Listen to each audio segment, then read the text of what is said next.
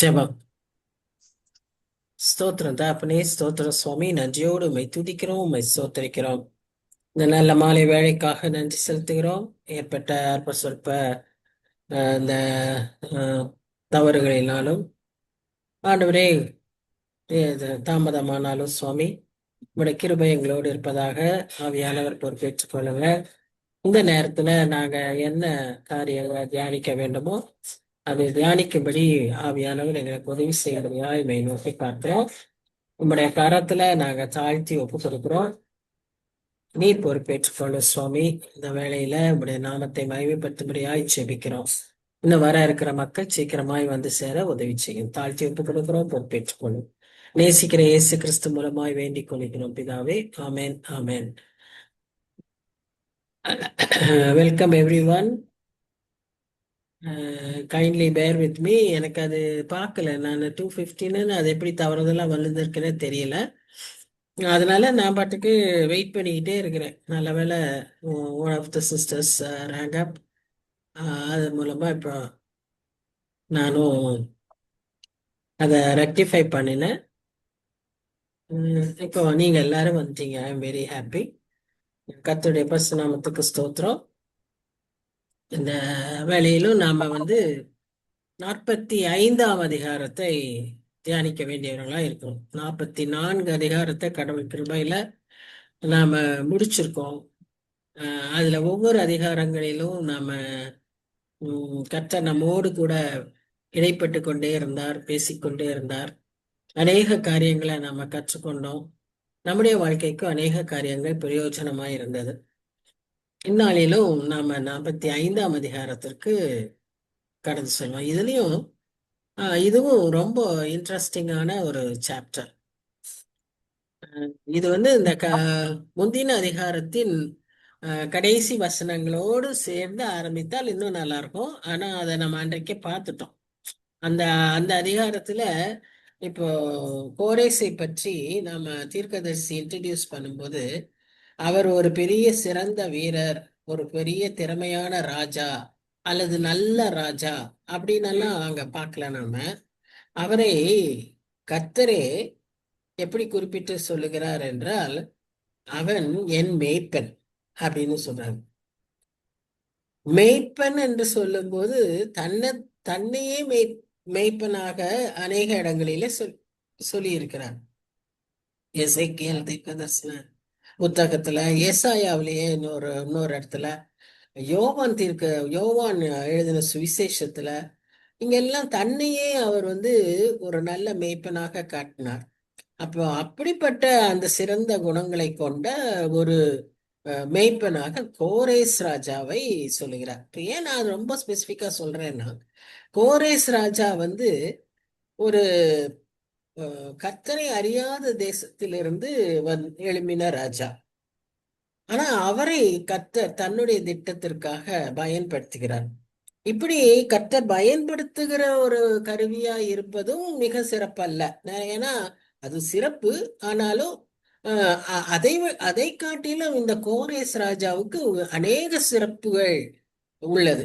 அதெல்லாம் என்னன்னு சொல்லி ஒருவேளை இந்த அதிகாரத்துல நாம பார்க்கலாம். அது ஒரு கேரக்டர் ஸ்டடி மாதிரியே இருக்கு இந்த அதிகாரம். அதனால அதை நாம் பார்ப்போம். இந்த கோரேஸ் ராஜா ஒரு பெர்சிய மன்னர், பெர்சிய ராஜ்யத்தின் மன்னர். அன்றைய நாட்கள்ல இப்படி நிறைய ராஜ்யங்கள் இருந்தது. பாபிலோனிய ராஜ்யம், மேதிய ராஜ்யம், எகிப்தின் ராஜ்யம், அப்படியெல்லாம் இருந்த ஒரு சூழ்நிலையில இவர் பெர்சிய ராஜ்யத்தை ஆண்டார்.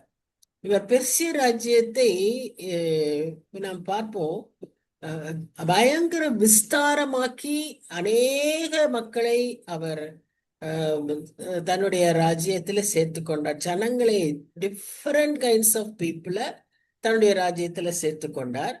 அப்படின்னா அந்தந்த ஏரியாவில எல்லாம் அவர் போய் அதை கான்கர் பண்ணியிருக்கணும். அதே போல அந்த ராஜ்யமும் மிக விஸ்தாரமா இருந்தது என்று சொல்லி நாம பார்க்கிறோம். நமக்கு ஒரு சின்ன ஞாபகத்துக்கு நாம கொண்டு வந்தோமானால், இவருக்கு அடுத்த ராஜா ஆர்டிசஸ், அதாவது அர்த்தசஷ்டா என்று சொல்லக்கூடிய ராஜா. நெகேமியா காலத்திலையும் 1 and 2ன்னு இருக்கு. நெகேமியா காலத்திலும் எஸ்தர் காலத்திலும் இருந்த ராஜாக்கள். அப்ப நம்ம எஸ்தர் புத்தகத்தை நம்ம பார்க்கும்போது நம்ம அதுல பார்த்தோம்னா அதுலயே நம்ம பார்க்கிறோம் 127 நாடுகளில அந்த ராஜ்யம் பரவி இருந்தது அப்படின்னு பார்க்கிறோம். அதையெல்லாம் ஆரம்பித்து வைத்தவர், அப்படி அந்த ராஜ்யத்தை விஸ்தாரமாக்கினவர் இந்த கோரேஸ் ராஜா. சரியா? அப்போ இந்த கோரேஸ் ராஜாவை பற்றி நம்ம பார்க்கும்போது இவர் பிறந்த வருஷம் வந்து 600 பிசி. ஆனா இவர் பிறப்பதற்கு 200 வருடங்களுக்கு முன்பாகவே இவரை பற்றி சொல்லப்பட்டிருந்ததை பார்க்கணும். இவர் பிறப்பை மாத்திரம் சொல்லல, இவர் பெயரை சொல்லி, அதுதான் அதுதான் அதுல கூடுதல் சிறப்பு. அவர் பெயரையே சொல்லி அங்க நம்ம இவர் பிறப்பார், இவர் வந்து ஆளுவார் அப்படிங்கிறதெல்லாம் நாம பார்க்கிறோம். How is it possible? கர்த்தர் ஒருத்தரை பயன்படுத்தணும்னு நினைச்சாரு. அவரை எந்த அளவுக்கு குறிப்பிட்டு பெயர் சொல்லி அழைத்து செய்கிறார் என்பது இந்த கோரேஸ் ராஜாவின் வாழ்க்கையின் மூலமாக நாம பார்க்க முடியும். அவர் எஸ்டாப்ளிஷ் பண்ண அந்த ராஜ்யத்துக்கு பெயர் Achaemenid kingdom empire, Achaemenid empire, oriental empires, Persian empire, இப்படி எல்லாம் இருக்குது. Assyrian empire, Babylonian empire. இவருடைய பெர்ஷியன் சொல்வதற்கு முன்பாக இவருடைய எம்பையருக்கு பேரு Achaemenid empire. So he was an Achaemenid emperor. He was the first Achaemenid emperor. இவர் தான் அந்த இன்றைக்கு ஈரான் ட்ரைப்ஸா இருக்கக்கூடிய அந்த மேதிய பெர்சியர்களை இணைத்து ஒரு பெர்சிய ராஜ்யமாக அவர் உருவாக்கினார். இன்றைய பெர்சிய ராஜ்யத்துல பெர்சியர்கள் மிக குறைவு. இன்னைக்கு இருக்கிற ஈரான்ல Persians, original Persians are very less. இன்றைக்கு majority of them are Muslims. அது முதல்ல அந்த முஸ்லிம் இன்வேஷனுக்கு அப்புறம் அந்த நாடு முஸ்லிம்ஸால நிரப்பப்பட்டது. ஆனா அதற்கு முன்பாக ஒரிஜினலா இருந்தவங்க பெர்ஷியன்ஸ். இந்த கோரேஸை பற்றி நாம பார்க்கும்போது அவர் ஒரு அப்ரைட் கிரேட் லீடர் அப்படின்னு சொல்லி பார்க்கிறோம். ஒரு நீதியுள்ள ஒரு இந்த ராஜாக்கள் எல்லாம் நாம பொதுவா பார்க்கும்போது கொடூரமான, கடினமான, அப்படிதான் நம்ம பார்ப்போம். ஆனா இந்த லீடர், இந்த கோரேஸ் ஒரு நீதியுள்ள upright man. See, getting a name as an upright man is not easy. அதுவும் கிங்கா இருக்கும்போது he was called as an upright man. யோசபாத்து, எசேக்கியா, இப்படிப்பட்ட ராஜாக்களை பற்றி ஒருவேளை நாம வாசிக்கிறோம். தாவீதின் தன் தகப்பனாகிய தாவீதின் வழிகளிலே நடந்தான் அப்படின்னு எல்லாம் பாக்குறோம். பட் இந்த மேனுக்கு பேரு அப்ரைட் மேன் அப்படின்னு கொடுத்துருக்காங்க. அப்புறம் he was a generous and benevolent man. இது ரொம்ப ஆச்சரியம் இல்ல? ஒரு ராஜா அதாவது நம்ம எப்பவுமே இதை வந்து அன்றைய காலகட்டத்துல அந்தந்த அந்த மக்கள் மத்தியில நம்ம பார்க்கணும். அவங்களுடைய இதே வந்து அபகரிக்கிறது, ஆக்கிரமிக்கிறது, இதுதான் அவங்களுடைய செயல்பாடுகள், எண்ணங்கள், விருப்பங்கள். அப்படிப்பட்ட அந்த ராஜா ஒரு ஜெனரஸ் மேனாவும் ஒரு பெனவலண்ட் மேனும், சாரி ஸ்பெல்லிங் மிஸ்டேக் இந்த டைப்பிங், பெனவலண்ட் வி வரணும், அது பெனலோவன்ட் வந்திருக்கு, it is a mistake. Generous and benevolent பர்சனா அவர் இருந்தாருன்னு சொல்லி பார்க்கணும். அடுத்ததா அவர் வந்து அந்த அவர் ஆளுகை சமயத்துல அவர் தன்னை ஒரு பெரிய ராஜாவாக காண்பிக்கிறதை காட்டிலும் ஒரு விடுதலைக்கு ஒரு விடுவிக்கிறவராய் தன்னை காண்பிக்க அவர் விரும்பினார். அப்படின்னா என்ன? இந்த ராஜாக்கள் எல்லாம் நமக்கு தெரியும், அடுத்த ராஜ்யத்திலிருந்து மக்களை பிடித்து அடிமைகள் ஆக்குறது தான் அவங்களுக்கு வேலையாகவே இருந்தது. அடிமைகள் ஆக்கும்போது அவர்களுடைய ஐடென்டிட்டியே தே ஹாவ் டு லூஸ். எந்த நாட்டில இருந்து வந்தாலும் அவர்கள் பிடித்திருந்த அந்த நாட்டுக்குரிய கலாச்சாரத்தின்படி அவர்கள் பெயர்கள், கடவுள் எல்லாமே மாற்றிக்கொள்ள வேண்டும். ஆனா இவர் அதுல டிஃபரெண்ட். பாருங்க, he was the first man to declare the charter of human rights. அப்படின்னா எவ்வளவு தூரம் அந்த மனித உரிமைகளுக்கு அவர் முக்கியத்துவம் கொடுத்தவராய் வாழ்ந்தார் அப்படின்றத நம்ம பார்க்கிறோம். ஒரு கர்த்தர் ஒருத்தரை உயர்த்துறாருன்னா, இத்தனை பேர்ல தேடி கண்டுபிடிச்சிருக்கிறாருன்னா, அந்த மனிதன் உண்மையாகவே he was an upright man. We find that he was the first one to declare the first charter of human rights to mankind. அதனால அவருக்கு கிங் ஆஃப் லேண்ட் அப்படின்னு பெயர். King of the land. எல்லா ராஜ்யத்திற்கும் எல்லா உலகத்து அளவிற்கும் அவர் ராஜா அப்படிங்கிற மாதிரி அவருக்கு பெயர் கொடுத்திருந்தாங்க. இதுல கிரேக்கர்கள் அவரை என்ன சொல்லிட்டாங்க, எனக்கு என்னன்னு கூப்பிட்டாங்கன்னா, சட்டத்தை கொடுத்தவர், லாகிவர் அப்படின்னு அவருக்கு பெயர் கொடுத்தாங்க. ஏன்னா கிரேக்கர்கள்லாம் intelligent people. They are very particular about procedures of the customs and the rules and process. இதெல்லாம் they were very very particular. ஆனா அவங்களே இவரை லாகிவர் அப்படின்னு பெயர் கொடுத்தாங்க. ஜூஸ், யூதர்கள், அவர்கள் இந்த கோரேஸ் ராஜாவை என்னன்னு சொன்னாங்கன்னா, anointed, anointed of the Lord அப்படின்னு பேர். கர்த்தரால் அபிஷேகம் பண்ணப்பட்டவர். ஒரு மேசியாவுக்கு கொடுக்கிற ஒரு டைட்டில கோரேஸுக்கு கொடுத்தாங்க. ஏன்னா Koresh was such a person with all godly qualities. though he was a Persian king, a king who did not know the true God, Yahweh. He never knew about him, but he was given that title. What a great person he is. He must have been. அடுத்தது அவர் first human சார்ட்டரை பண்ணாரு, human rights சார்ட்டரை. அடுத்ததா அவர் தான் ஒரு royal road போட்டார், connecting all the different regions which he had conquered. அப்ப அந்த road எதுக்கு அவர் போட்டாருன்னு சொன்னா, மெசேஜஸ் அனுப்புறதுக்கு, ஈஸியா அனுப்புறதுக்கு. அதையும் எஸ்தர் அதிகாரத்துல பாக்குறோம். வெகு வேகமாக அந்த செய்தி ஒரு ஓவர் நைட்டு 127 நாடுகளுக்கும் அந்த செய்தி அனுப்பப்பட்டது இல்லையா? யூதர்களை அழிக்கக்கூடாது அப்படிங்கிற ஒரு செய்தியை அவ்வளவு வேகமா அனுப்ப முடிஞ்சது. எப்படின்னு சொன்னா, அந்த road was so well established. He was the first one to introduce the postal system. அன்றைய நாட்கள்ல போஸ்டல் சிஸ்டம் இன்ட்ரடியூஸ் பண்ணவர் அவர் தான். So he was such a good king. இவர்கிட்ட ஒரு நல்ல லீடர்ஷிப் இருந்தது. ஒரு நல்ல ஒரு அந்த அமைப்பும் சட்ட அமைப்புகள் அது எல்லாமே இணைந்த ஒரு மனிதனாய் அவரை நாம் பார்க்கிறோம். இவர் இந்த கத்தி, ஈட்டி இதெல்லாம் வச்சுட்டு அவர் ஆள்கை செய்யல. அன்பு, டாலரன்ஸ், இதை வைத்து அவர் தன்னுடைய ஆட்சியை நடத்தினார் என்று சொல்லி நாம் பார்க்கிறோம். பொதுவா அடிமைகளாய் அழைத்து கொண்டு செல்லும் போது அவர்களை அடித்து, அவர்களை துன்புறுத்தி அப்படிதான் அந்த ராஜ்யத்துல நடத்துவாங்க. ஆனா இங்க நாம என்ன பார்க்கிறோம்னு சொன்னா, அவர் மிகுந்த ஒத்துழைப்போடு மனித உரிமைகளுக்கு முக்கியத்துவம் கொடுத்து அவர் நடத்தினார் என்று சொல்லி நாம் பார்க்க. சரி, முதல் வசனத்தை நம்ம பார்க்கலாம்.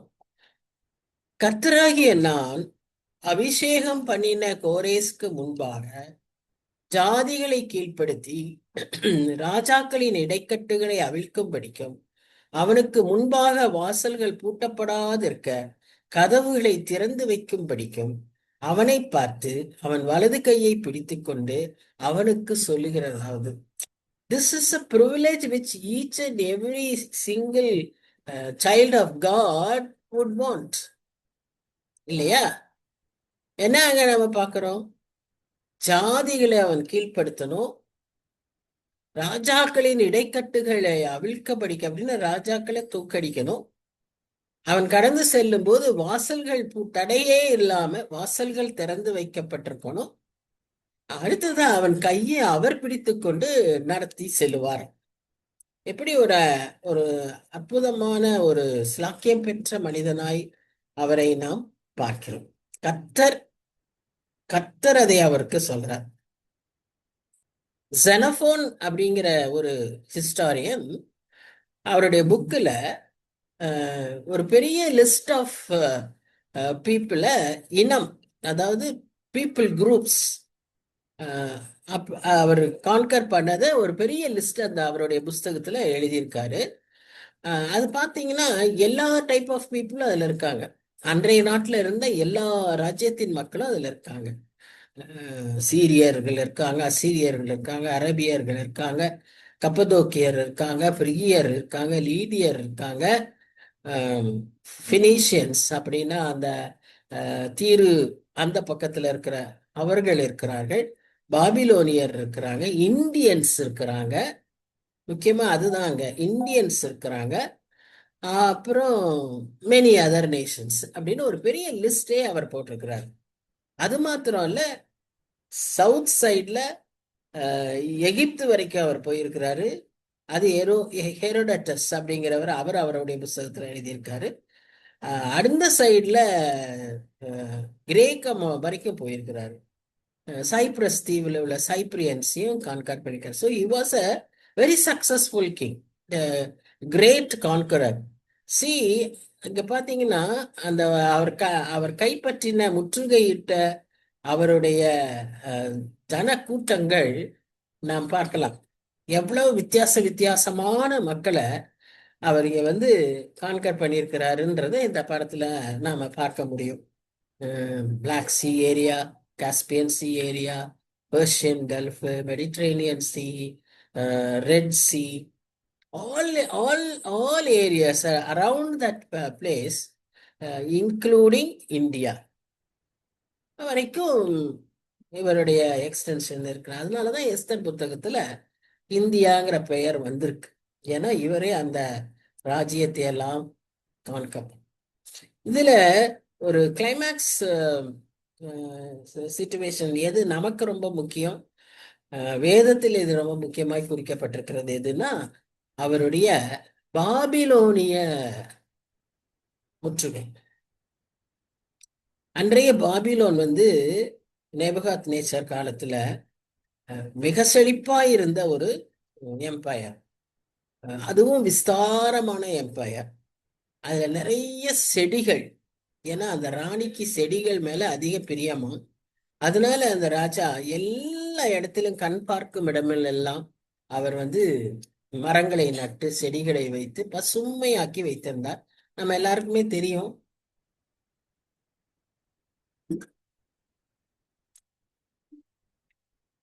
உலக அதிசயமாகிய ஹேங்கிங் கார்டன்ஸ் ஆஃப் பாபிலோன் அவர் தான் கட்டினார் என்று சொல்லி நாம அறிந்திருக்கிறோம். இப்போ அதை கான்கர் பண்றது என்ன விதத்துல அவர் கான்கர் பண்ணாருன்னா, இதுல இருக்கிற வசனத்தின்படி 2 to 4 வசனங்களில் அவர் சொல்லுகிற செய்தியின்படி, இந்த தீர்க்க தரிசனத்தின்படி தான் அதை அவர் கான்கர் பண்ண. ஏன்னா இதெல்லாம் 200 வருஷத்துக்கு முன்பாக எழுதப்பட்டது. அவருடைய ராஜ்ய இதப்போ 200 வருஷத்திற்கு முன்பாக எழுதினது. அவர் அப்படியே போய் அதை செய்கிறார். இப்போ 2ஆம் வசனத்தை பார்த்தீங்கன்னா, நான் உனக்கு முன்னே போய் கோணலானவைகளை செவ்வையாக்குவேன். உன்னை பெயர் சொல்லி அழைக்கிற இஸ்ரவேலின் தேவனாகிய கர்த்தர் நானே என்று நீ அறியும்படிக்கு வெண்கல கதவுகளை உடைத்து இருப்பு தாழ்பால்களை முறித்து அந்தகாரத்தில் இருக்கிற பொக்கிஷங்களையும் ஒளிப்பிடத்தில் இருக்கிற புதையல்களையும் உனக்கு கொடுப்பேன். நான் என் தாசனாகிய யாக்கோபின் நிமித்தமும் நான் தெரிந்து கொண்ட இஸ்ரவேலின் நிமித்தமும் நான் உன்னை பெயர் சொல்லி அழைத்து நீ என்னை அறியாதிருந்தும் உனக்கு நாமம் தரித்தேன். God is impartial. God is a great person. His ways are much higher than our ways. அதெல்லாம் நம்ம இந்த இவருடைய லைஃப்ல பார்க்கிறோம். இந்த கோரேஸ் ராஜா எவ்விதமாய் அந்த பாபிலோனை பிடித்தார் என்பதை தானியேல் 5ஆம் அதிகாரத்துல அதை குறித்து நாம் வாசிக்கிறோம். அன்றைய நாட்களில் இருந்த அந்த ஹிஸ்டாரியன் ஹெரோடிட்டஸ் அவருடைய குறிப்புகள்ல நம்ம பார்க்கிறோம். அந்நாட்களில அங்கிருந்தவர் நபோடினஸ் என்கிற மேதிய ராஜாவின் குமாரனாகிய பெல்ஷசார் என்பவர் ஆண்டு கொண்டிருந்தார். அவர் அந்த நாள்ல அந்த சமயத்துல ஆக்சுவலா வென் சைரஸ் கான்கர்டு பாபிலோன், அந்நாளில என்ன நடந்ததுன்னா, அவர் அன்றைய இரவில் ஒரு ரெக்லஸ் பார்ட்டி, அதாவது ரூல்ஸே இல்லை, யார் வேணா என்ன வேணா செய்யலாம், எப்படி வேணா செய்யலாம்னு சொல்லி டோட்டலி ஒரு கட்டுப்பாடே இல்லாத ஒரு பார்ட்டியாய் அந்த பார்ட்டி இருந்தது. அதனால்தான் அவர் ஆலயத்தில் இருந்த பாத்திரங்களிலெல்லாம் மதுபானங்களை ஊற்றி வருகிற மக்களுக்கெல்லாம் அதை கொடுத்தாருன்னு சொல்லி நம்ம பார்க்கிறோம். So it was totally reckless party. அந்த இதுல எப்படி அந்த அந்த நாள்ல அந்த சூழ்நிலையில அவர் எப்படி அந்த பாபிலோனை கான்கர் பண்ணாரு அப்படின்னு பாத்தீங்கன்னா, அந்த பாபிலோனுக்கு இருபுறத்திலும் யூஃப்ரட்டிஸ் டைகிரஸ் ரிவர் ஓடுது. நாம சின்ன வயசுல படிச்சிருப்போம் மெசபட்டோமியா சிவிலைசேஷன். அப்போ இந்த ரெண்டு ஆறுகளும் அந்த அந்த அந்த பகுதியில ஓடும். அந்த மெசபட்டோமியாங்கிற பகுதி தான் பாபிலோனிய பகுதி. ஸோ இந்த ரெண்டு ஆறுகள் ஓடுது. இந்த ரெண்டு ஆறுகளுமே முக்கியமா யூஃப்ரட்டிஸ் அந்த சைட்ல போகிறது, அவருடைய அரண்மனை பகுதியில மிகவும் ஆழமான ஒரு ஆறு. முதல்ல இவருங்க அதனால அந்த ஆற்றை கடந்து அவங்க அந்த நகரத்துக்கு யாரும் வரவே முடியாது. அந்த நகரமும் ஹைலி ஃபார்ட்டிஃபைடு சிட்டி, மிக உயரமான கதவுகள், வெண்கல கதவுகள், மிக உயரமான சுவர்கள், கோட்டை சுவர்கள், அப்படியா இருக்கக்கூடிய ஒரு நகரம். இப்போ இவங்க என்ன செஞ்சாங்கன்னா, ஃபர்ஸ்ட் அந்த ஆற்றை பக்கத்தில் இருக்கிற ஒரு சதுப்பு நிலத்திற்கு திருப்பி விட்டார்கள். இரவோடு இரவாக அந்த ஆற்றிலிருந்து தண்ணி வடியும்படியாக பக்கத்தில் இருக்கிற ஒரு சதுப்பு நிலத்துக்கு அதை திருப்பினதுனால ஆறு தண்ணீரற்று இருந்தது. ஆனா ஒரே சேரும் இதுவாதான் இருந்திருக்கும். சீக்கிரமாலாம் அதுல கடந்து ஓட முடியாது, மெதுவா தான் போக முடியும். அப்படி இருக்கிறப்போ அந்த மாதிரி சமயம் மிகவும் ஒரு வல்னரபிள் சிச்சுவேஷன். ஏன்னா யாராவது ஒருத்தர் பார்த்துட்டாங்கன்னா அங்கிருந்து அம்புகள் விட்டா இவங்க மேல இவர்கள் இதாயிருவாங்க. ஆனா இவர் கர்த்தர் சொன்னதினால, இவர் கர்த்தரே விசுவாசித்தாரா, அறிந்திருந்தாரான்னு நமக்கு தெரியாது. ஆனா நம்ம ஆண்டவர் சொல்றாரு, கடுகளவு நீ விசுவாசிச்சா கூட மலையே நீ பேத்தர முடியும்னு. இவர் எவ்வளவு விசுவாசம் வச்சிருந்தாரா, இவர் எப்படி இருந்தாருன்னு தெரியாது. ஆனா இவர் அந்த வார்த்தையின்படி போறாரு. போய் அந்த இடத்துல உள்ள போலான்னு போய் அந்த தண்ணீர் வழியா போனா அத்தனை அந்த நகரத்தின் கதவுகளும் திறந்து வைக்கப்பட்டிருந்தது. ஏன்னா they were so confident no one can enter through this river. அதனால அவங்க உள்ள பயங்கரமான பார்ட்டி, யாருமே சுய நினைவுல இல்லாத ஒரு நிலைமையில ஒரு பார்ட்டி. அதனால கதவெல்லாம் தெரியும். ஏன்னா நிறைய மக்கள் அழைச்சிருக்கிறதுனால அவங்க எல்லாம் வருவாங்கன்னு சொல்லி அந்த இடத்துல அந்த செலிப்ரேஷனுக்கு வருவாங்கன்னு சொல்லி கதவெல்லாம் திறந்திருக்கு. நோ காட்ஸ், நோ கேட்ஸ் வேர் கம்ப்ளீட்லி ஓப்பன். ஸோ 539 பிசியில அவர் உள்ளே அவிதமாய் உள்ளே சென்றார். அதாவது without shedding blood, without even shedding taking an effort, they could easily conquer the great empire of Babylon.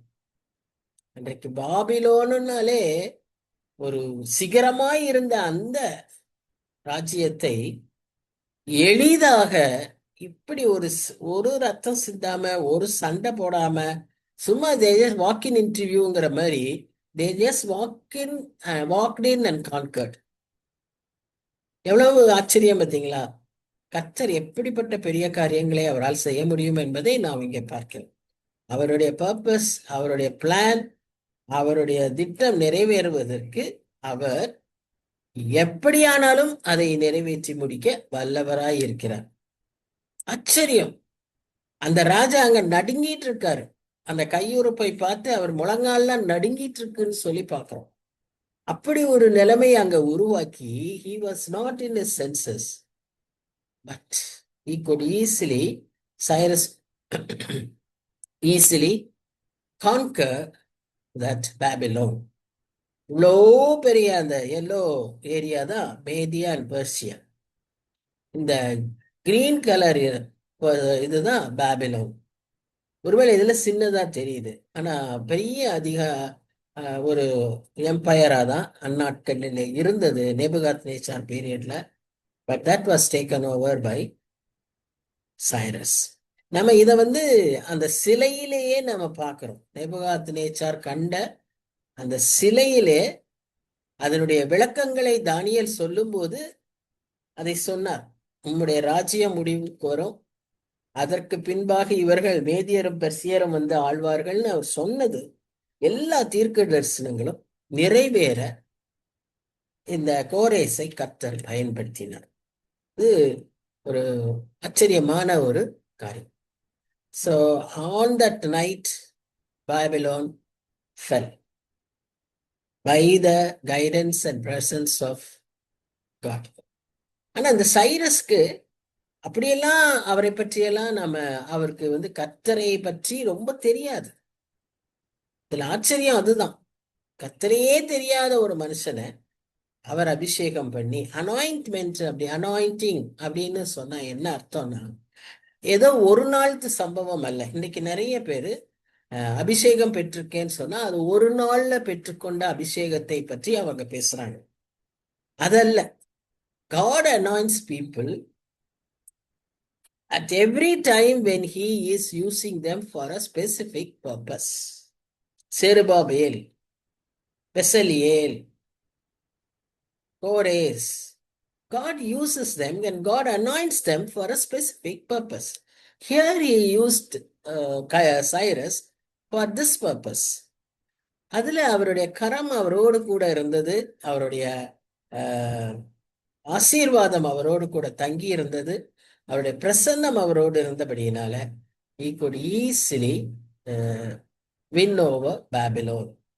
அங்கிருந்து அவர் எடுத்துட்டு வந்த செல்வங்கள் மிக மிக அதிகம். ஏன்னா பாபிலோனிலேயே நிறைய செல்வம் இருந்தது. அன்னைக்கு இருந்த தான் சொல்றேன்னு ஹையஸ்ட் ராஜ்யம்.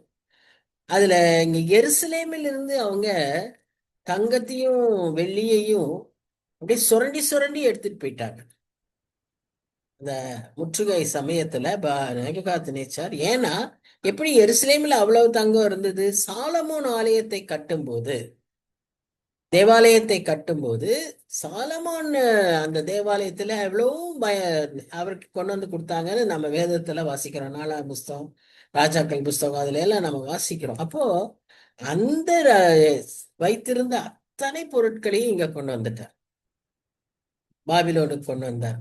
அதை எல்லாவற்றையும் இவர் எடுத்துக்கொண்டார். ஆனா இவர்கிட்ட ஒண்ணு நாம பார்க்கிறோம், இதெல்லாம் எடுத்துக்கிட்டாலும் இவர் யூதர்களை திரும்ப அனுப்பி செல்லும் போது எல்லாவற்றையும் கொடுத்து அனுப்பினார். உங்க ஆலயத்துக்கு சொந்தமான இந்த பொருட்களை எல்லாம் நீங்க எடுத்துட்டு போங்கன்னு அவர் கொடுத்ததாக நாம வாசிக்கிறோம்.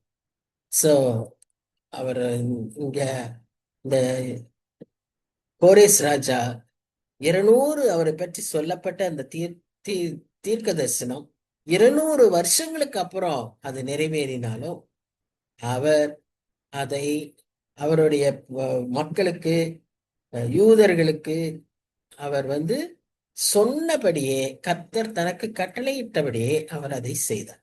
இதுல இன்னொரு அந்த 4ஆம் வசனத்துல கடைசி பகுதியில பாக்குறோம், நான் அதை உனக்காக எல்லாம் செய்யல, என் மக்களுக்காக தான் அதை செஞ்சிருக்கேன் அப்படிங்கறதை அங்க திரும்ப சொல்றாரு. So is just God and a justifier. அவர் செய்வதையும் நியாயப்படுத்துகிறார், அவர் ஒரு நீதிபரராய் இருக்கிறார். அதையும் நம்ம இங்க பார்க்கணும். சோ அவர் கோரேஸ் ராஜாவுடைய அவர் செய்த காரியங்கள் எல்லாம் எஸ்ரா 1ஆம் அதிகாரத்திலும் 2 நாளாகமும் 36ஆம் அதிகாரத்திலும் பின்பகுதிகளில் கடைசி வசனங்கள்ல நாம் இதை பற்றி வாசிக்கிறோம். ஸோ ஹிவா இந்த கோரேஸ் ராஜா இவ்வளவு நல்லவரா, ஜெனரஸா, பெனவலண்டா இப்படியெல்லாம் இருந்த போதிலும் அவரிடத்தில் இன்னும் ஒரு காரியம் இருந்தது. என்னன்னா, as I told you, he never knew about Yahweh, but he was guided by Yahweh. அவருக்கு அது தெரியும். யாவே சொல்லியிருக்கிறாரு, கட்டளையிட்டு இருக்கிறாரு, தீர்க்க தரிசனம் என்னை குறித்து இருக்குங்கிறது தெரியும். But he didn't believe it as believe him as a God. அதுதான் அவர்கிட்ட இருந்தது. அவர் வந்து ஒரு பாலித்திஸ்ட். அப்படின்னா என்ன? he has many gods. So when he conquered Babylon, he sacrificed to the Babylonian god Marduk. அந்த மார்டுக்குங்கிற அந்த கோட் மாதிரி ஒரு காட் இருக்கும். அந்த காடுக்கு சாக்ரிஃபைஸ அவர் கொடுத்தார். ஆனா யூதர்களை யாவேக்கு அவர் வந்து பலியிடுவதற்கு, அவர்கள் வணங்குவதற்கு அவர் வந்து பெர்மிஷன் கொடுத்தார். பாருங்க, that is how he was a very tolerant person. இன்னைக்கு இதெல்லாம் நமக்கு ஸ்பெல்லிங் கூட கிடையாது நம்ம நாட்டில், அநேக நாடுகள்ல. இப்படியெல்லாம் ஒரு சுதந்திரத்தை, அந்த ஒரு உரிமையை இன்னைக்கு ஒருத்தரிடத்திலுமே நம்ம பார்க்க முடியல. No leader has got this, but he was such a very pragmatic, very generous person.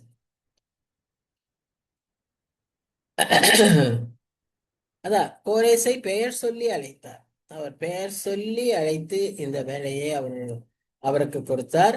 நான் திரும்ப அவர் சொல்வது, என்னுடைய ஜனங்களுக்காக நான் உன்னை தெரிந்து கொண்டது, என்னுடைய ஜனங்களுக்காக உன்னை பயன்படுத்தினேன் என்பதை அவர் அங்கு சொல்வதை பார்க்கிறோம். இதுல இருந்து நமக்கு நம் ஆண்டவர் வரலாற்றை திருப்ப முடியும், வரலாற்றை உருவாக்க முடியும். இங்க நாம வேர்ல்டு கப் மேட்ச்ல அடிக்கடி அந்த ஒரு என்னது அது அட்வர்டைஸ்மெண்ட் வந்தது. என்னன்னா, history, we can defeat history, we can repeat history, என்னமோ அப்படி ஏதோ சொல்லிட்டே இருப்பாங்க.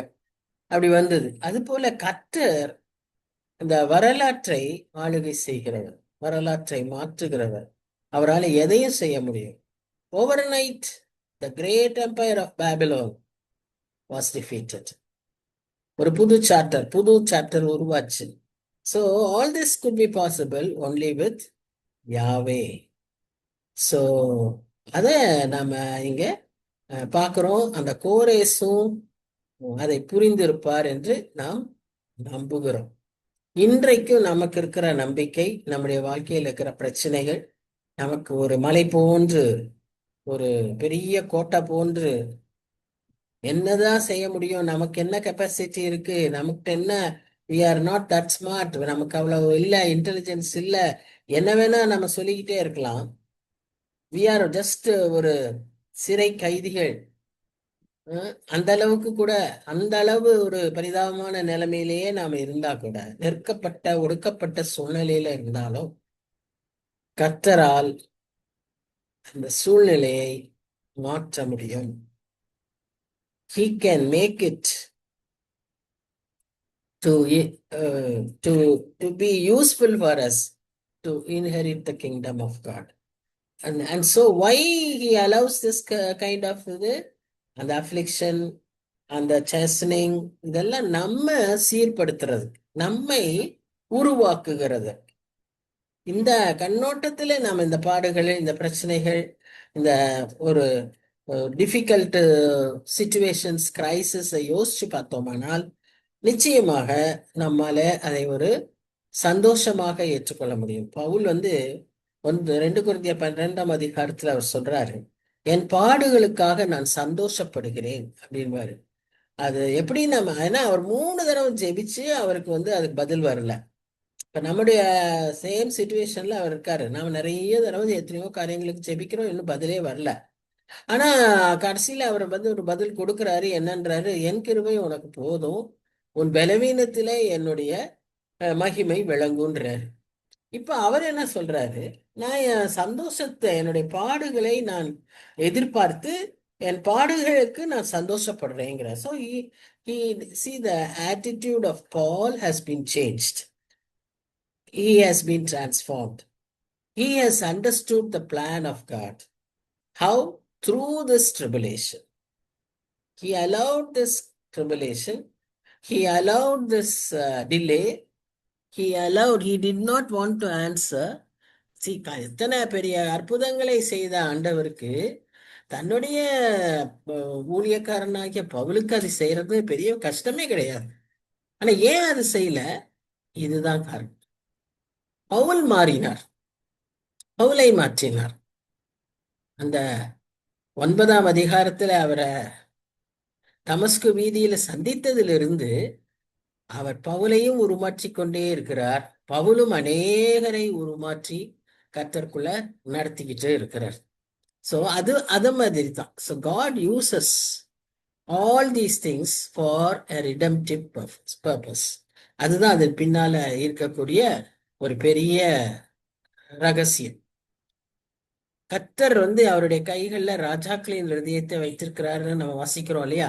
இப்ப இந்த கோரேசுடைய இருதயத்தை கர்த்தர் வைத்து எப்படியாய் அவர் திருப்பினார், எப்படியாய் அவர் பயன்படுத்தினார் என்பதை இதுல நாம பார்க்கிறோம். இன்னும் தொடர்ந்து கூட இன்னும் ஒரு 2-3 வசனங்களுக்கு கோரேசுக்காகவே பேசுறாரு, கோரேசுக்காகவே எழுதப்பட்டிருக்கு. இப்ப இங்க மறுபடியும் என்ன பார்க்கிறோம்னா, என்னை தவிர ஒருவரும் இல்லை என்று சூரியன் உதிக்கிற திசையிலும் அது அஸ்தமிக்கிற திசையிலும் அறியப்படும்படிக்கு நீ என்னை அறியாதிருந்தும் நான் உனக்கு இடைக்கட்டு கட்டினேன். நானே கர்த்தர், வேறொருவர் இல்லை. See, Kores should realize that Yahweh is God. அதற்காக அவர் இப்படி ஒரு எக்ஸ்டென்சிவ் ஏரியாவை கான்கர் பண்ண வைத்து நான் உனக்கு இடைக்கட்டு கட்டினேன் அப்படிங்கிறாரு. அடுத்தது அவர வசனம் பாருங்க. ஒளியை படைத்து இருளையும் உண்டாக்கினேன், சமாதானத்தை படைத்து தீங்கையும் உண்டாக்குகிறவர் நானே, கர்த்தராகிய நானே இவைகளை எல்லாம் செய்கிறவர். இதையும் அவர் ஸ்பெசிபிக்கா ஏன் கோரேஸ்க்கு சொல்றாருன்னா, நான் சொல்றேன், அந்நாட்கள்ல இந்த பெர்ஷியன்ஸ்க்கு 2 கடவுள் இருந்தாங்க. ஒரு கடவுள் அது அவங்களுடைய நல்ல ஆல் குட் ஆக்டிவிட்டீஸ்க்கு ஒரு கடவுள், ஆல் ஈவில் ஆக்டிவிட்டீஸ்க்கு இன்னொரு கடவுள் அப்படின்னு அவங்க வணங்குறவர்களா இருந்தாங்க. அந்த அஹ்ரா மஸ்டா அப்படிங்கிறவர் குட் காட், ஆங்க்ரா மைன்யா அப்படிங்கிறவர் தீய தீய காரியங்களுக்கான கடவுள். அதனாலதான் இங்க தன்னுடைய மகத்துவத்தை கர்த்தர் இங்கே சொல்கிறார். நான் தான் ஒளியையும் உண்டாக்கினேன், நானே தான் இருளையும் உண்டாக்கினேன். அப்படின்னா என்ன? அவர் இரண்டிற்கும் permission கொடுத்துட்டாரா? God has an opposite? No. God is sovereign. No one can come to his level. Evil God, evil செய்யறக்கு ஒரு காடு அதெல்லாம் கிடையாது. கர்த்தரே, அவர்தான் எல்லாவற்றையும் செய்தார். அப்படின்னா தீங்கையும் அவர் தான் செய்தாரா? தீங்குக்கும் அவர் தான் கடவுளா? நோ. கர்த்தர் எல்லாவற்றையும் நன்மையாய் செய்தார். ஆனா தீமை உலகத்துல வந்த பிறகு அந்த மாதிரி தீங்கை அனுமதிக்கிறார். அதை எதற்காக? இவ்விதமான அவருடைய நித்திய காரணங்களுக்காக அவர் அதை பயன்படுத்துகிறார். அதுதான் ஒரு பெரிய ஒரு uniqueness of our Lord Jesus and our Father, God the Father. அவர் சொந்த குமாரனையே சிலுவையில் மறிக்க ஒப்பு கொடுத்தார். இது யாராவது செய்வாங்களா? எந்த கடவுளுக்காவது இப்படி ஒரு சென்டர் ஆஃப் த ரிலிஜன் இருக்குமா அப்படின்னு தான் உலகத்துல இருக்கிறவங்க கேட்கிறாங்க. How is it possible? அதனாலதான் many people, intellects do not want to follow Christianity. ஏன்னா அது ஒரு வீக்னஸா அவங்க பாக்குறாங்க. இஸ் இட் பாசிபிள் அப்படின்னு அவங்க கேட்கறாங்க. But God has allowed it. He has allowed it for an eternal purpose. இப்போ அடுத்த வசனத்துல அவர் எப்பவும் போல he calls all his creations to worship and praise God. எப்பவுமே நம்ம இதுல பார்த்திருக்கோம். அநேக சமயங்கள்ல இப்படிப்பட்ட நற்காரியங்களை பற்றி பேசும்போதும் செய்யும் போதும் அவர் இந்த படைப்புகளை அழைப்பார். வானங்களே பாருங்க, கம்பீரியுங்கள் அப்படின்லாம் சொல்வார். அதே மாதிரி இங்கேயும் சொல்றாரு. அப்படி சொல்லும்போது இவர் என்ன சொல்லும் முக்கியமா இங்க சொல்றாருன்னா, ரட்சிப்பையும் நீதியையும் விளைவிக்கட்டும் அப்படின்னு சொல்றார். அதாவது all his blessings should only bring forth salvation and righteousness. இது ரெண்டு inseparable. Once you are saved, you become righteous and you have to live righteous in the righteous way. Because God is righteous and he has given his righteousness to us.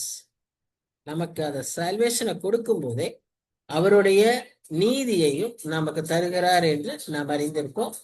இரண்டும் ஒன்றாக எழும்புகிறது, ஒன்றாக முளைக்கிறது என்று சொல்லி நாம் பார்க்கிறோம். இப்ப 9-10 வசனங்கள்ல என்ன சொல்றாருன்னு பாத்தீங்கன்னா, மனுஷரை மிகவும் அவர்களுடைய வேல்யூ என்ன, அவங்களுடைய நிலைமை என்ன என்பதை அவர் அங்கு சொல்லுகிறார். என்னது அது? மண்ணோடுகளுக்கு ஒத்த ஓடாயிருந்தாலும் களிமண்ணாயிருந்தாலும், அப்போ அவர்கள் கிரியேட்டரை பார்த்து என்ன செய்யறன்னு சொல்ல தகுமா? உன் கிரியையானது அவருக்கு கைகள் இல்லை என்று சொல்லலாமா? தகப்பனை நோக்கி ஏன் ஜனிப்பித்தாய் என்னும் தாயை நோக்கி ஏன் பெற்றாய் என்றும் சொல்லுகிறவனுக்கு ஐயோ. இப்ப இதே மாதிரி யோபு புஸ்தகத்துல இப்படி அநேக இடங்கள்ல நம்ம பார்க்கிறோம். Who can question the creator? இல்ல எரேமியா இதுல கூட நம்ம பார்க்கிறோம். 18ஆம் அதிகாரத்துல ஒரு குயவனை ஒரு எக்ஸாம்பிளா சொல்வார். இப்படி பல இடங்களில நாம கர்த்தர் இப்படி சொல்லுவதை நாம் பார்க்கிறோம். Declaring that he is the creator, he is the potter. யாருமே சொல்ல முடியாது. அந்த பாட்டு எந்திரிச்சு I have no creator, I have no பாட்டர்னு பேச முடியுமா அல்லது சொல்ல முடியுமா? இப்ப நாம if we are not accepting God as our savior and Lord, we are indirectly doing something like that. It is so foolish, no? அதேதான் நாமும் செய்யறோம். ஏன்னா God has given his image to us and he has transformed us into his image. இப்ப நாம அப்படி அதை சொல்வது அவ்வளவு ஒரு என்ன சொல்றது, இழிவான ஒரு காரியமாய் இருக்கும் என்று அவர் அதில் சொல்வதை பார்க்கலாம். இனி மறுபடியும் இந்த பகுதி இதுல நம்ம அதிகமா கோரேசை பற்றி பார்க்க மாட்டோம். இங்கிருந்து என்ன சொல்ல வராருன்னு பாத்தீங்கன்னா, இஸ்ரவேலின் பரிசுத்தரும் அவனை உருவாக்கினவருமாகிய கர்த்தர் சொல்லுகிறதாவது, வரும் காரியங்களை என்னிடத்தில் கேளுங்கள், என் பிள்ளைகளை குறித்தும் என் கரங்களின் கிரியைகளை குறித்தும் எனக்கு கட்டளையிடுங்கள். நான் பூமியை உண்டு பண்ணி நானே அதன் மேல் இருக்கிற மனுஷனை சிருஷ்டித்தேன். என் கரங்கள் வானங்களை விரித்தன, அவைகளின் சர்வ சேனையையும் நான் கட்டளையிட்டேன். நான் நீதியின்படி அவனை எழுப்பினேன், அவன் வழிகளையெல்லாம் செவைப்படுத்துவேன். அவன் என் நகரத்தை கட்டி சிறைப்பட்டு போன என்னுடையவர்களை கிரயமும் இல்லாமலும் பரிதானம் இல்லாமலும் விடுதலையாக்குவான் என்று சேனைகளின் கர்த்தர் சொல்லுகிறார் என்று இந்த வசனங்களில் அவர் சொல்லுவதை பார்க்க. அதாவது God as a creator is not an option for us to accept. இது we have to என்ன சொல்றது, surrender ourselves. இதுல நாம பேசுறதுக்கு அங்க ஒண்ணுமே இல்லை. How can we talk? நமக்கு என்ன தகுதி இருக்கு இல்லையா? அப்படி நம்ம செய்யும் போது if we are questioning him, then we are rejecting him. Nothing else. We are only rejecting him. So அவர் என்ன சொல்றாருன்னா, I will direct all his ways. I will build my city and make my people to go free அப்படிங்கிறத அவர் அங்க சொல்றாரு. அதாவது நான் கோரேசை ஜனங்களை யூதர்களை திரும்ப அனுப்ப சொல்லி அந்த எருசலேம் நகரத்தை கட்ட அனுப்புவேன், அங்க ஆலயத்தை அவர்கள் கட்டுவார்கள் அப்படின்றத அவர் அங்க சொல்லுவதாக நம்ம பார்க்கிறோம். இதையெல்லாம் அவர் எப்படி செய்தார்னு எஸ்ராவில் ரொம்ப தெளிவா எஸ்ரா எழுதி வைத்திருக்கிறார். 1ஆம் அதிகாரம் 1-3 வசனங்கள்ல அதை நாம் பார்க்கிறோம். இப்போ இங்கே என்ன இருக்கு, நம்ம அந்த மக்கள்கிட்ட அவர் என்ன பேசுறாருன்னு பாத்தீங்கன்னா, எகிப்தின் சம்பாத்தியமும் எத்தியோப்பியாவின் வர்த்தக லாபமும் நெடிய நாட்களாய் பேயர்களின் வர்த்தக லாபமும் உன்னிடத்திற்கு நெடிய ஆட்களாகிய பேயோரின், அதாவது ஜாயன்ஸ், உன்னிடத்திற்கு தாண்டி வந்து உன்னுடையதாகும். அவர்கள் உன் பின்னே சென்று விலங்கிடப்பட்டு நடந்து வந்து உன்னுடனே மாத்திரம் தேவன் இருக்கிறார் என்றும் அவரை அல்லாமல் வேறு தேவன் இல்லை என்றும் சொல்லி உன்னை பணிந்து கொண்டு உன்னை நோக்கி விண்ணப்பம் பண்ணுவார்கள் என்று கர்த்தர் சொல்கிறார். See, a day will come when all these nations will realize that your God is a true God. May we pray that this day will come early, will come soon. ஏன்னா இன்னைக்கு நடக்கிற சிச்சுவேஷன்ஸ், இந்த war கண்டிஷன்ஸ்ல this is what is most important. இதைத்தான் நம்ம இன்றைக்கு எதிர்பார்க்கிறோம். இந்த ஜனங்களோடு கர்த்தர் இருக்கிறார், இந்த கர்த்தர் தான் உண்மையான கர்த்தர் என்று மக்கள் சொல்லும்படியாக இன்றைக்கு இது சூழ்நிலைகள் உருவாகணும் என்று சொல்லி நாம் ஜெபிப்போம். இஸ்ரவேலின் போர்கள் நடக்கிறது, இந்த கான்டினென்ட் அந்த கான்டினென்ட், இவங்க அலையன்ஸ், அந்த சமாதானம், இதெல்லாம் எல்லாவற்றையும் விட இதுதான் முக்கியம். இந்த ஜனங்கள் they should realize that this God is a true God. Whether it is the Iran, the country of Israel, or America, or any other nation, even India, it may even be India, but this should be the ultimate realization that this God is the true God. இவர் தன்னை மறைத்து கொண்டிருக்கிற தேவனாய் இருக்கிறார். விக்கிரகங்களை உண்டு பண்ணுகிற அனைவரும் வெட்கப்பட்டு லட்சை அடைந்து ஏகமாய் கலங்கி போவார்கள். இஸ்ரவேலோ கர்த்தராலே நித்திய ரட்சிப்பினால் ரட்சிக்கப்படுவான். நீங்கள் என்றென்றைக்கும் உள்ள சதா காலங்களிலும் வெட்கப்படாமல் கலங்காமலும் இருப்பீர்கள். So God's children, we have this assurance. We will never be put to shame. He will never leave us. Do not be afraid. அப்படிங்கிறது தான் அவருடைய வாக்கு தத்துவம். இங்க நம்ம 1 தீமோத்தேயு 1:17 வாசிக்கிறபடி அதரிசனமானவர், நித்திய ராஜா, நித்திய பிதா, இதெல்லாம் நம்ம வாசிக்கிறோம் இல்லையா, ஏக சக்கராதிபதி அப்படின்னு எல்லாம் 1ஆம் அதிகாரத்துல வாசிக்கிறோம். அப்படி அவருடைய மகிமை என்றென்றைக்கும் உள்ளது. அந்த கர்த்தர் ஆளுகை செய்கிற தேவன். இத தன்னுடைய ஜனங்களுக்கு அவர் ஒரு நாளும் கைவிடுகிற தேவனே அல்ல. அடுத்து மற்றவர்கள் அதை புரிந்து கொள்ளும்படியாக கர்த்தருடைய செயல்பாடுகள் இருக்கும் என்று சொல்லி நம்ம வானங்களை சிருஷ்டித்து பூமியையும் வெறுமையாயிருக்க சிருஷ்டியாமல் அதை குடியிருப்புக்காக செய்து படைத்து அதை உருவேற்படுத்தின தேவனாகிய கர்த்தர் சொல்லுகிறதாவது, நானே கர்த்தர், வேறொருவர் இல்லை. நான் அந்தரங்கத்திலும் பூமியின் அந்தகாரமான இடத்திலும் பேசினதில்லை. விருதாவாக என்னை தேடுங்கள் என்று நான் யாக்கோபின் சந்ததிக்கு சொன்னதும் இல்லை. நான் நீதியை பேசி யதார்த்தமானவைகளை அறிவிக்கிற கர்த்தர். ஜாதிகளில் நின்று தப்பினவர்களை கூட்டம் கூடி வாருங்கள், ஏகமாய் சேருங்கள். தங்கள் விக்கிரமாகிய மரத்தை சுமந்து ரட்சிக்க மாட்டாத தேவனை தொழுது கொள்ளுகிறவர்கள் அறிவில்லாதவர்கள். நீங்கள் தெரிவிக்கும்படி சேர்ந்து ஏகமாய் யோசனை பண்ணுங்கள். இதை பூர்வகால முதற்கொண்டு விளங்க பண்ணி அந்நாள் துவக்கி இதை அறிவித்தவர் யார்? கர்த்தராகிய நான் அல்லவோ? நீதிபரரும் இரட்சகருமாகிய என்னை அல்லாமல் வேறே தேவன் இல்லை, என்னை தவிர வேறொருவரும் இல்லை. Again, he is declaring that he is the Lord and God and the Savior, அதை சொல்லிட்டு அது பாருங்க, அந்த 18ஆம் வசனத்துல அதே பார்க்கிறோம். 19ஆம் வசனத்துல அதே பார்க்கிறோம். 20ஆம் வசனத்துல அந்த வார்த்தை இல்லை, 21ஆம் வசனத்துல அதை நாம் திரும்ப பார்க்கிறோம். இப்படியாக கர்த்தர் அதை டிக்ளேர் பண்றாரு. அடுத்ததான் இன்னும் என்ன சொல்றாருன்னா, விருதாவாக என்னை தேடுங்கள்னு நான் சொல்லவே இல்லை. ஏன்னா என்னை தேடுகிறவர்கள் என்னை கண்டடைவார். If you seek you will find me. அதுதான் அவர் சொல்லுகிற காரியம். இதுல ஒரு முக்கியமான ஒரு விஷயத்த இந்த இடத்துல நாம பார்க்க வேண்டியவர்களா இருக்கிறோம். அதாவது இந்த வானங்களை சிருஷ்டித்து பூமியையும் வெறுமையாய் இருக்க சிருஷ்டியாமல் அப்படின்னு போட்டிருக்கு இல்லையா? இதை வச்சுட்டு சில பேர் இன்னைக்கு சயின்ஸ்ல நிறைய பேசுறாங்க. இந்த உலகம் உருவானது, அதுல இந்த காரியங்களை எல்லாம் வச்சு பேசும்போது உலகம் நம்ம ஆதியாகமம் முதல் அதிகாரத்துல பார்க்கிறோம், வெறுமையிலிருந்து கர்த்தர் உருவாக்கினார் என்று பார்க்கிறோம். ஒன்றுமில்லாமையிலிருந்து கர்த்தர் உருவாக்கினார். ஆனா இந்த கேப் தியரின்னு ஒரு தியரி இருக்கு சயின்ஸ்ல.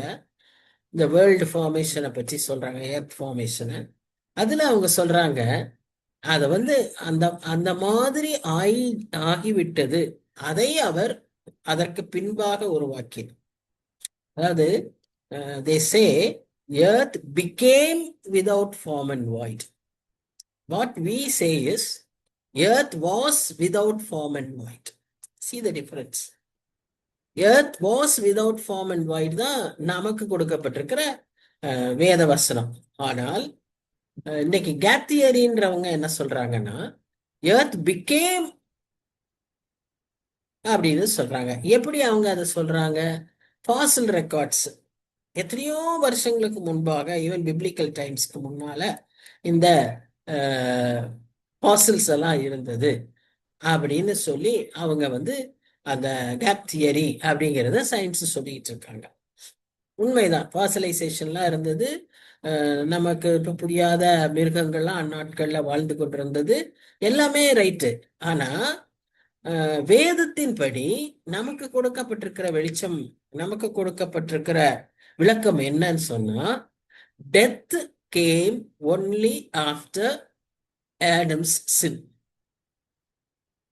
பாவத்தின் சம்பளம் மரணம் என்பது ஆதாமின் பாவத்திற்கு பின்பாகத்தான் அந்த மரணமே வந்தது. அது வரைக்கும் அவர்கள் ஜீவாத்துமாக்களாக வாழ்ந்தார்.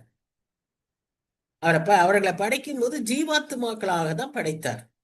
பாவத்தினாலதான் அவங்க மரித்தார்கள். அப்போ இந்த மரணம் அதற்கப்புறம் தான் வந்தது. அதுக்கப்புறம் தான் உங்களுக்கு ஃபாசில்ஸ் இதெல்லாமே வந்திருக்கும். ஸோ இவங்களுடைய gap theory is not true அப்படின்னு இந்த வசனத்தை வைத்தே நாம் அவர்களுக்கு புரிய வைக்க முடியும். அவர்கள் எவ்வளவு விளங்குகிறார்களோ அவர்களோடு நம்ம வாதாடவும் முடியாது. நாம் இதுல குழம்பி போக வேண்டிய அவசியம் இல்லை. நமக்கு வசனம் சொல்லுது, ஆதாமுடைய பாவத்தினாலதான் மரணம், ஒரு மனிதனுடைய பாவத்தினால் பாவம் வந்தது, அதனால் மரணம் வந்தது. இதுதான் நமக்கு பிரிச்சு கொள்கிற காரியம். இரண்டாவதாக, விருதாவாய் நீங்கள் என்னை தேடணும்னு நான் ஒருபோதும் சொல்ல மாட்டேன்னு சொல்றதுக்கு காரணம், என்னை தேடினால் நீங்கள் என்னை கண்டடைவீர்கள். எரேமியா 29:13 பாருங்க, முழு மனதோடு என்னை தேடுங்கள், நீங்கள் என்னை கண்டடைவீர்கள் அப்படின்னு சொல்லுவதை நாம் பார்க்கிறோம். ஆகவே இந்த வசனங்கள் ஒவ்வொன்றுமே ஜீவன் உள்ள வசனங்கள். இந்த வசனங்கள் இந்த எரேமியால இருக்கிறது, ஏசாயால இருக்கிறதுன்னு இல்லை, அவருடைய was all breathed by the Holy Spirit, inspired by the Holy Spirit, was put into the hearts of people to write this by the Holy Spirit. அதனால அவ்விதமா இதை நாம் எடுத்துக்கொள்ளும் போது இந்த வசனங்களே நமக்கு எல்லாவற்றையும் அறிவிக்கும், எல்லாவற்றையும் சொல்லும். ஸோ நாம if we want to lead a pure life, lead a proper Christian life, what we should do is read the word of God. Read the word of God so that there will be no confusions. There will be no questions, no doubts. வரும், வராதுன்னு சொல்லல, வரும். அநேகர் பல விதத்துல நமக்கு சொல்லுவார்கள். நிறைய நம்ம படிப்போம், நமக்கு நிறைய தெரியும். இன்னும் வருங்காலத்துல இந்த ஏஐ காலங்களில நமக்கு எல்லாமே வந்து it will be so easy, and it will come to a time where God is not necessary. God ஒரு கமாடிட்டி மாதிரி ஆயிடுவார். தேவைப்பட்டா வாங்கிக்கலாம், தேவைப்பட்டா கூப்பிட்டுக்கலாங்கிற மாதிரி ஆயிரும். ஆனாலும் வசனத்தை நம்புகிறவர்களுக்கு கர்த்தர் எக்காலத்திலும் மாறாத கர்த்தராயிருக்கிறார். எப்பொழுதும் கைவிடாத தேவனாய் இருக்கிறார். என்றைக்கும் நம்மோடு கூட வருகிறவராய் இருக்கிறார். நம்மை ஆசீர்வதிப்பதே அவருக்கு தெரியும். சோ இதை நம்பி வாழும்போது நமக்கு எந்த குழப்பமும், எந்த பிரச்சனையும், எந்த காரியமும் வந்தாலும் அதை மேற்கொள்ள நம்மால் முடியும். ஜெபிக்கலாம். அன்பின் பரலோக தகப்பனே, இந்த அருமையான அதிகாரத்திற்காக ஒரு அருமையான மனுஷனை குறித்து உம்மால் உபயோகப்படுத்தப்படுகிற கருவியாய் செயல்படுகிற ஒரு மனிதனை நீர் எப்படி கண்டடித்து, எப்படி அது அவரை பிரித்தெடுத்து, எப்படி அவரை பயன்படுத்தி, ஆண்டவரே நீர் எவ்வளவு அழகாய் காரியங்களை செய்கிறீர். அவருக்காக நீர் எத்தனை காரியங்களை செய்து எவ்வளவு மேன்மைப்படுத்தினீர், எவ்வளவு உயர்த்தினீர் என்பதையெல்லாம் இந்த அதிகாரத்துல நாங்க வாசித்தோம். இதெல்லாம் எங்களுக்கு அதிக நம்பிக்கை கொடுப்பதாகவும் எங்கள் விசுவாசத்தை வர்த்திக்க செய்வதாகவும் இருக்கட்டும் சுவாமி. எங்களுடைய சோர்வுற்ற நேரங்களில எங்களை பதிலே வரல, எங்களுக்கு கைவிட்டுட்டாரோ, எங்களை மறந்துட்டாரோன்னு நினைக்கிற நேரங்கள்லாம் ஆண்டவரே இப்படிப்பட்ட வசனங்கள்லாம் எங்களுக்கு பலன் கொடுக்கட்டும் சுவாமி. எங்களை உற்சாகப்படுத்தட்டும், எங்களுக்கு நம்பிக்கையை தரட்டும், விசுவாசத்தை வர்த்திக்க செய்யட்டும். நீர் நம்முடைய வழிகளே வித்தியாசம் சுவாமி. நீர் ஆச்சரியமானவர், அற்புதமானவர், யோசனையில் பெரியவர், செயல்களில் மகத்துவமானவர் சுவாமி. ஆண்டவரே நன்றியோடு மை துதிக்கிறோம். எங்களை பிரித்தெடுத்ததற்காக நன்றி செலுத்துகிறோம். இந்நாட்களிலும் பயன்படுத்தி வருகிற தயவுக்காக நன்றி செலுத்துகிறோம். நாங்கள் ஒவ்வொருவரும் ஏதோ ஒரு விதத்துல சுவாமி நாங்களும் அநேகருக்கு பயன்படுகிறவர்களா எங்களை வைத்திருக்கிறதற்காகவும் நாங்க நன்றி செலுத்துகிறோம். நாங்க செய்யற எந்த காரியமும் வீணல்ல சுவாமி. சகல பிரயாசத்திற்கும் பலன் உண்டு. சுவாமி, நாங்க ஏறெடுக்கிற ஜெபங்கள், நாங்க பங்கு பெறுகிற காரியங்கள், கொடுக்கிற உதாரத்துவமாய் தருகிற ஈகைகள் எல்லாத்தையும் கணக்குல வைக்கிற தேவன் சுவாமி. நன்றியோடு துதிக்கிறோம். நாங்க எப்பேற்பட்ட தேவனை சேவிக்கிறோம் என்பதை அறிந்து கொண்டு இவர்கள் தெய்வனே உண்மையான தெய்வம் என்று எங்களை சுற்றி இருக்கிறவர்கள் சொல்லும்படியாக சாட்சியாக வாழ எங்களுக்கு நீர் உதவி செய்யும். தாழ்த்தி ஒப்பு கொடுக்கிறோம். வந்திருக்கிற ஒவ்வொருவருக்காக நன்றி செலுத்துகிறோம். ஒவ்வொரு குடும்பத்தையும் நீர் ஆசீர்வதியும் சுவாமி. ஒவ்வொருவருக்கும் எத்தனையோ தேவைகள் உண்டு, எவ்வளவோ காரியங்களோடு, மனக்கவலைகளோடு, சஞ்சலங்களோடு இங்க வந்திருக்கலாம். தாப்பனே நீர்த்தாமே வல்லவராய், பெரியவராய், எல்லாவற்றையும் மாற்ற வல்லவராய், புதிதாய் காரியங்களை செய்கிறவராய் இருக்கிற தேவன் இவர்களுடைய ஒவ்வொருவருடைய வாழ்க்கையிலும் இப்படியாய் செய்து எங்க எல்லாரையும் சந்தோஷிப்பித்து மகிழ்விக்க செய்ய வேண்டுமாய் ஆண்டவரும் இரட்சகருமாகிய இயேசு கிறிஸ்துவின் மூலம் வேண்டிக் கொள்கிறோம் பிதாவே. ஆமேன், ஆமேன். ஸ்தோத்திரம். Thank you. Thank you, ma'am. Thank you, ma'am. Thank you. Thank you. Thank you, Annie. Thank you, ma. Thank you. God bless you all.